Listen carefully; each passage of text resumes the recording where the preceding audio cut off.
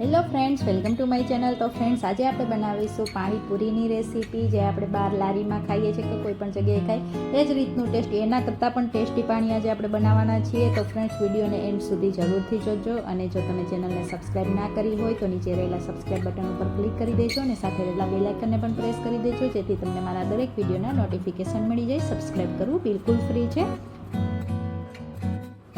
તો અહીંયા સૌથી પહેલાં તો આપણે ચણા બટાટાનો મસાલો બનાવી લઈશું. તો એના માટે મેં બટાટાને બાફી અને લઈ લીધા છે અને આ રીતે મેશ કરી દઈશું સરખી રીતે. તો અહીંયા બટાટા આપણા મેશ થઈ ગયા છે. હવે એની અંદર મેં અહીંયા ચણા બોઇલ કરીને લઈ લીધા છે, તો એને પણ એડ કરી દઈશ આ રીતે. હવે એની અંદર કાપેલા થોડા લીલા ધાણાભાજી એડ કરી દઈશું, થોડા મસાલાઓ એડ કરી દઈશું. તો સૌથી પહેલાં તો સ્વાદ પ્રમાણે નમક લઈ લીધું છે, એને એડ કરી દઈશું. થોડો ચાટ મસાલો એડ કરવાથી ખૂબ જ સારો ટેસ્ટ આવે છે. સાથે થોડું લાલ મરચું પાવડર અને થોડું ધાણા જીરું પાવડર લીધેલું છે. બધી વસ્તુઓને મિક્સ કરી દઈશું. તો અહીંયા સરસ મજાનો આપણો ચટપટો ચણા બટાટાનો મસાલો બનીને તૈયાર છે, તમે જોઈ શકો છો.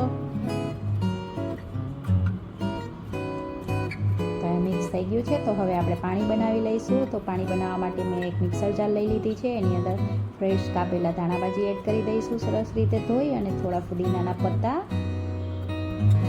થોડા મરચી આ રીતે એડ કરી દઈશું. તીખી મરચી લીધેલી છે આ મેં, થોડો આદુનો ટુકડો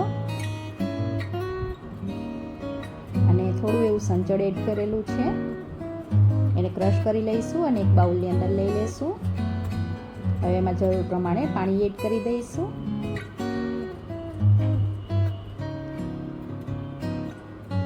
હવે અહીંયા મેં આંબલી અને ગોળને આ રીતે પલાળી અને આંબલીનો પલ્પ કાઢી લીધો છે, તો એને પણ એડ કરી દીધું છે સાથે. અને અહીંયા શેકેલા જીરાનો પાવડર મેં એડ કરેલો છે.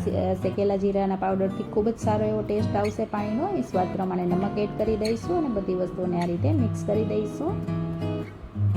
હવે અહીંયા મેં લીંબુની સ્લાઇસ લઈ લીધી છે 3 થી 4, એને પણ એડ કરી દઈશું. એનાથી પણ ખૂબ સારો ટેસ્ટ આવે છે. થોડા બુંદી દાણા એડ કરી દઈશું અને થોડી એવી કાપેલી ડુંગળી એડ કરી દઈશું. આ બધી વસ્તુ મિક્સ કરી દઈશું.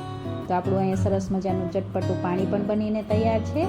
તો હવે પૂરીની અંદર આ રીતે મસાલો અને થોડી ઓનિયનને એડ કરી આ રીતે પાણી એડ કરી દઈશું અને અહીંયા આપણી ચટપટી પાણીપુરી તૈયાર છે. આ પાણી ખૂબ જ ટેસ્ટી બન્યું છે ફ્રેન્ડ્સ. તમે એક વખત જરૂરથી ટ્રાય કરજો અને તમને જો આ રેસીપી સારી લાગી હોય તો વિડીયોને લાઇક કરજો, શેર કરજો અને ચેનલને સબસ્ક્રાઈબ કરવાનું બિલકુલ ના ભૂલતા. Thank you, by.